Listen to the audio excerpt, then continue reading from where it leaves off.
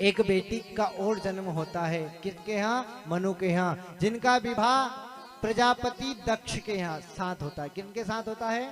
प्रजापति दक्ष के साथ।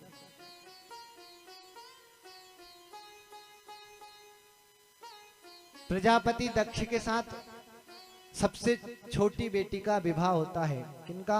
आकुति का, जिनके यहाँ भगवती सती रूप में आती। किसके रूप में आती है? सती का। आपने सती भगवती का नाम सुना होगा, जिनका विवाह भोलेनाथ जी के साथ हुआ था। उन्होंने अपने ही पिता के यज्ञ में अपना शरीर त्याग दिया था। किनके पिता के? अपने ही पिता के यज्ञ में अपना देह शरीर त्याग दिया था। किस प्रकार? राजा परीक्षित कहते हैं, माँ ने अपने ही पिता के यज्ञ में शरीर क्यों त्यागा? ऐसा क्या करा था राजा दक्ष ने, इस कारण से माँ ने अपना शरीर त्यागा? तो कहते हैं एक दिन राजा दक्ष ने बहुत बड़ी विशाल सभा लगाई थी। इसमें सभी देवताओं को आमंत्रण करा था। उस सभा में भोलेनाथ जी भी वहां पर उपस्थित थे। तो सभी आए, तो राजा दक्ष जब आया तो सभी खड़े होकर राजा दक्ष का स्वागत कर रहे थे, परंतु भोलेनाथ जी खड़े नहीं हुए। इसी दृश्य को देखा किसने? राजा दक्ष ने, और कहने लगा ये मूर्ख है, अघोरी है, इसे किसी का मान सम्मान पता नहीं है। हम सब भी क्या करते हैं पता है?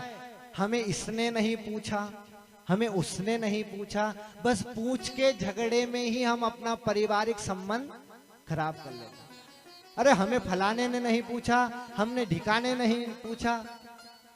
हनुमान जी गए। हनुमान जी कहाँ गए? लंका में। हनुमान जी बराबर दातार, बड़ा कर्म करने वाला कोई नहीं था। हनुमान जी ने कहा कि परमात्मा, राम जी ने जब पूछा, राम जी ने कहा कि वाह हनुमान, तुमने कितना बड़ा काम करा, सीता का पता लगा लिया। तो हनुमान जी कहने लगे, प्रभु आप बड़ाई मत करो, वरना मेरे अंदर अहंकार आ जाएगा। आप अगर मेरी बड़ाई करोगे तो मेरे अंदर अहंकार आ जाएगा। तो कहने लगे, अरे तुम लंका गए, लंका जाने में किसी का सामर्थ्य नहीं था। तो कहने लगे, भैया राम जी, परमात्मा में लंका में नहीं गया, लंका तो आपने मुझे भेजा। कैसे भेजा? कहने लगे, जब मुद्रिका तुमने दी थी वो मैंने मेरे मुख में रखी, वो मुद्रिका ने मुझे लंका तक लेकर गई। प्रभु मुद्रिका मेले मुख माही, जलधि लाग गए अचरज नाही। जो मुद्रिका आपने मुझे दी थी वो मुद्रिका की देन थी, जो मैं लंका में चला गया। हम अगर छोटा सा काम कर लेते तो चाहते हैं कि हमारी बड़ाई हो। हनुमान जी ने सीता माँ का पता लगाया, पर एक बार भी नहीं सोचा कि राम मेरे को गले लगाएंगे कि मेरी बड़ाई करेंगे। और लंका में जाकर अपनी पूंछ में आग लगवाया है। वो पूंछ में आग क्यों लगवा के आए? कहते थे कि वह पूंछ जो थी अहंकार के अंदर आग लगवा के आए। तो हम सबको भी अपनी पूंछ में, अब कल से पूंछ का झगड़ा खत्म कि भैया हमें फलाने ने नहीं पूछा, ढिकाने ने नहीं पूछा। हम भी अपनी आज से अपनी पूंछ में आग लगाएंगे। कौन कौन लगाएगा अपनी पूंछ में आग?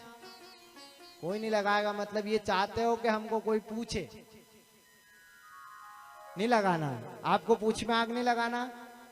नहीं लगाना, ठीक है, लगाना है। तो हम सब मिलकर प्रण करते कि आज से हम पूंछ का झगड़ा खत्म। हाथ खड़े करो, कौन कौन करता है झगड़ा खत्म? हाँ, आज से हमारी पूंछ वाला झगड़ा खत्म। इसने नहीं पूछा, उसने नहीं पूछा, ये सारा झगड़ा खत्म। सासू ने बहू से नहीं पूछा, बहू ने सासू से नहीं पूछा, भैया फलाने बेई जी ने हमसे नहीं पूछा, सारा झगड़ा यहीं खत्म। अब किसका भजन करना है? बस भगवान का भजन करना है। तो राजा दक्ष ने कहा, मेरा सम्मान नहीं करा, पूछ का झगड़ा, कि मेरे को पूछा नहीं। अरे सब देवता मेरा सम्मान कर रहे हैं, और ये एक अघोरी ने जो इस स्मशान में रहता उसने मुझे पूछा नहीं। और हम भी इसी कारण से संसार में पड़े रहते हैं कि इसने नहीं पूछा, उसने नहीं पूछा। अब भगवान के लिए राजा दक्ष के अंदर द्वेष भावना उत्पन्न हो गई। कभी कभी क्या होता है, एक छोटी सी चीज के कारण कपट आ जाता है। अच्छा, शुक्रवार का उपास कौन कौन करता है? माताएं करती है ना बहुत सारी। शुक्रवार के दिन बताए खटाई नहीं खाना चाहिए। क्या नहीं खाना चाहिए? क्या नहीं खाना चाहिए? खटाई, है ना। शुक्रवार का उपवास कौन कौन करते हैं, हाथ खड़ा करना। उस दिन बोलते हैं कि खटाई नहीं खाना चाहिए, ठीक है। तो खटाई क्यों नहीं खाना चाहिए, क्योंकि खटाई खाने से परिवार में खटास आ जाती है, ठीक है। तो खटाई कौन सी होती है, अरे अच्छा सबसे खट्टा कौन क्या होता है, नींबू होता है ना। नींबू सबसे खट्टा रहता है। अब अपन उसी को खटाई मानते हैं कि खटाई क्या है, नींबू है, इमली है। और सबसे ज्यादा खट्टा क्या होता है, अच्छा बताओ सबसे ज्यादा खट्टा क्या होता है। आपका प्रश्न है, आपने उपवास करा, आपको पता होना चाहिए कि आपने उपवास करा, उसमें क्या क्या चीज नहीं खाना। तो खटाई कौन कौन सी होती है, सबसे खट्टा क्या है, कौन बताएगा, हाथ खड़े करो। क्या है, बोलो, सबसे खट्टा क्या है, सबसे खट्टा है कपट। क्या है सबसे खट्टा, कपट। नींबू खट्टा नहीं है, सबसे खट्टा तो कपट है, जो आपके मन में सदा बना रहता है। आप नींबू को साइड में रख दे, अरे आज शुक्रवार है, मेरे को दूर रख, दिखना भी नहीं चाहिए, और मन में कपट और कपट भरा हुआ है। तो खटास तो तुम्हारे अंदर है। नींबू से खाने से तुम्हारा शुक्रवार का उपवास नहीं टूटेगा, वो जो कपट है ना अंदर, उससे तुम्हारा उपवास टूटेगा। सबसे पहले तो कपट को निकालो। कभी कभी क्या होता है, छोटा सा कपट घर बिगाड़ देता है। दो भाई बड़े प्रेम से रहते थे, क्या, दो भाई बड़े प्रेम से रहते थे। बड़ा भाई का भी एक बालक था और छोटे भाई का भी एक बालक था। बड़ा भाई एक दिन 2 आम लेकर आया, ध्यान से सुनना, 2 आम लेकर आया। एक हाथ में बड़ा आम रखा था और एक हाथ में छोटा आम रखा था। अब बड़े भाई का बेटा भी दौड़ता हुआ, छोटे भाई का बेटा भी दौड़ता हुआ आया और खुद का बेटा भी दौड़ता हुआ आया। अब जिस साइड बड़ा आम रखा था, उस साइड छोटे भाई का बेटा आ गया। अब इस दृश्य को कौन देख रहा था, छोटा भाई छत पे खड़ा होकर देख रहा था, ठीक है। तो जैसे ही छोटा भाई का बेटा दौड़ता हुआ आया, वो आकर बड़ा आम जिधर था उधर आकर खड़ा हो गया। अब दोनों आम रखे हाथ में। अब जिधर छोटा आम था उधर उसका लड़का, जिधर बड़ा आम था उधर छोटे भाई का लड़का। अब उसने क्या करा, ऐसा हाथ कर कर आम दे दिया। इस दृश्य को कौन ने देख लिया, छोटे भाई ने। छोटे भाई ने एक पर्ची लिखी और पर्ची लिखकर कहने लगा, भैया आपके अंदर कपट आ गया है। आज एक आपने छोटी सी आम, तुच्छ वस्तु आम के पीछे भेद रख लिया, कपट कर लिया दोनों बालकों में। आज के बाद हम आपके साथ नहीं रहेंगे। आज से ठीक 10वें दिन आप चाहो तो हमें हमारा हिस्सा दे देना, नहीं दो तो भी ठीक, दे दो तो भी ठीक। आम क्या बड़ी चीज थी, बड़ी चीज थी क्या, बहुत छोटी सी चीज थी। परंतु छोटा सा कपट कभी कभी हमारे मन में बहुत बड़ा घर कर जाता है। भाई भाई में झगड़ा करवा देता है छोटा सा कपट। बड़े भाई से कह दिया छोटे भाई ने, भैया मैं जा रहा हूं, आपकी इच्छा हो, आपका अधिकार है, क्योंकि आप बड़े हो, आप पिता के समान हो। आपकी इच्छा हो तो मुझे मेरा हिस्सा दे देना, अन्यथा मत देना। बड़े भाई को उस रात्रि नींद नहीं आई। कहने लगा, मैंने एक छोटा सा कपट कर लिया, इस कारण से मेरा घर बिगड़ गया। उसने सारी जायदाद अपने छोटे भाई के चरणों में रख दी। कहने लगे, भैया ये सारी जमीन जायदाद तू ले ले, पर तू मेरा हो जा बस। मेरे से गलती हो गई कि मैंने एक आम के पीछे कपट कर लिया। इसीलिए कहते हैं सभी से कि कपट क्या होता है, एक छोटा सा कपट अपना जीवन का घर बिगाड़ देता है। कपट कभी मन में मत लाना।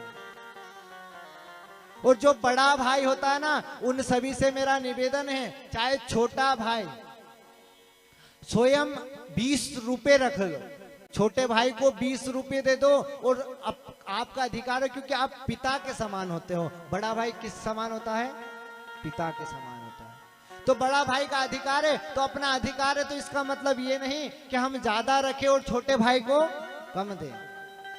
हमारा अधिकार है तो हम 19 रखें और छोटे भाई को 20 दें, ताकि वो खुश होके हमसे जुड़े। इसीलिए कहते हैं माता शुक्रवार के दिन खटाई खाने से तुम्हारा उपवास नहीं टूटेगा। अरे जो मन में कपट एक दूसरे के प्रति तुमने बना रखा है, उस कपट को हटा दो तो तुम्हारा परिवार जुड़ जाएगा। ये खटाई खाने से तुम्हारा कपट उपवास संतोषी माता संतोष नहीं देगी। इसलिए जीवन में कपट को मिटाना है। अब कौन कौन कपट को अपने दिल से निकालेगा? हाथ खड़ा करो। देखो आज सब हम आपको 7 दिन में इतनी सारी चीजें छुड़वा के जाएंगे, क्योंकि यहाँ पर जो बोलोगे वो करना तुम्हारी मजबूरी हो जाएगी। इसलिए हाथ खड़ा करो। कौन कौन आज सब हाथ खड़ा करेंगे कि आज के बाद हम किसी से कपट नहीं करेंगे? बोलो साफ सब हाथ खड़ा, सबका हाथ खड़े होने चाहिए सबके। बोलो हम प्रभु, बोलो हम प्रभु आज के बाद कभी भी किसी के प्रति कपट नहीं करेंगे। आज आपका पक्का प्रूफ हो गया है। मेरे परमात्मा के खाते में सब लोगों का खाता, इसलिए वो खाते में डायरी में लिख दिया आज किस किसने हाथ खड़ा करा था। अब कपट करना बंद कर देना। अच्छा कभी कभी क्या है, हम चाहते हुए भी प्रेम नहीं कर पाते हैं। सामने वाले से आप प्रेम करके देखो, वो आपके लिए पूरा समर्पित हो जाएगा, पर हम उसे विरोधी मान लेते हैं, शत्रु मान लेते हैं।